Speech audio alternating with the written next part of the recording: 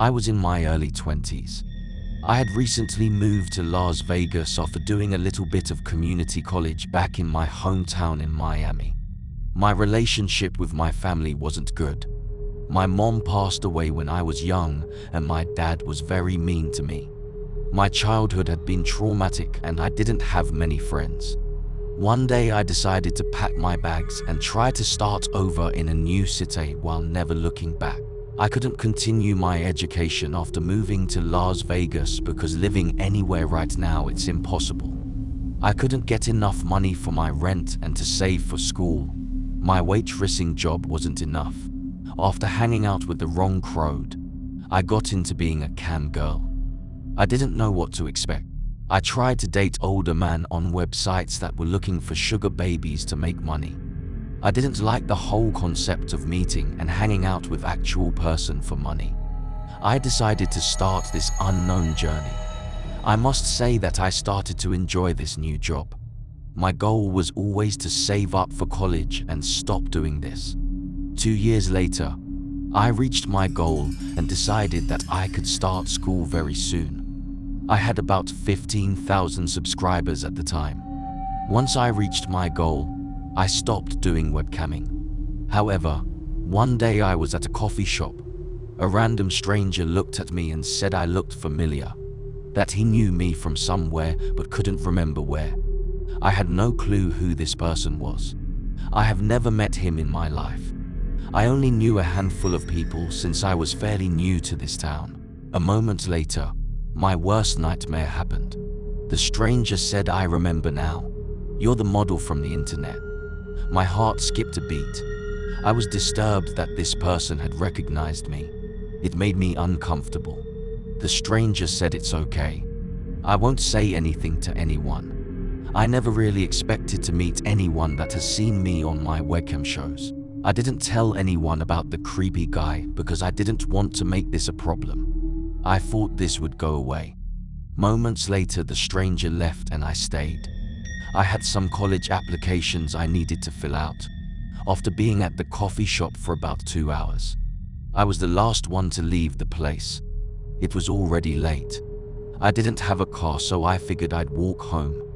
For some reason, I had a weird feeling in the air when I left the coffee shop. I'm not sure what it was. I started to walk home and I noticed the man from earlier had followed me. He stopped me. I screamed as soon as he tapped my shoulder.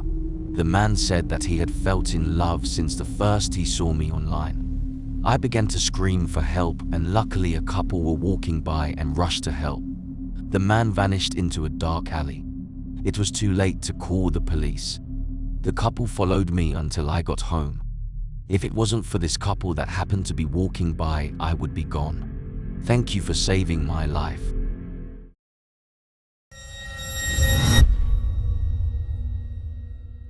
I had an OnlyFans account last year, where I transformed into a captivating model for my online audience. But on one specific night, I feared for my life. I used to be a stripper before joining the webcam game, so I was aware of the attention of man I could get. I had over 15,000 subscribers on my OnlyFans account. I never revealed any private information about my exact location. I did mention that I lived in Los Angeles. During my webcams, I always received gifts from my top subscribers. I noticed that there was this one subscriber who said to be 45 years old, and he began buying me excessive gifts through my Amazon wishlists. On a random day, I got to my apartment and noticed I had a gift box. I thought this was odd because I've never given out my exact location, but I didn't think of it at the time. Maybe it was just this one time from someone random. The gifts online were tokens of appreciation, or so I thought, from an anonymous viewer who had elevated admiration to an art form. I take the gift box inside. I opened the gift and it was a giant teddy bear with a written note that said, "I want you," and the name of the subscriber. I ignored him once I got online, but I started to receive more mysterious packages that arrived at my doorstep, adorned with elegant ribbons and cryptic notes professing admiration. Days turned into nights. The gifts became increasingly disturbing. The gifts tended to be movie tickets, clothes, Starbucks gift cards and such. One night, however, the tone shifted.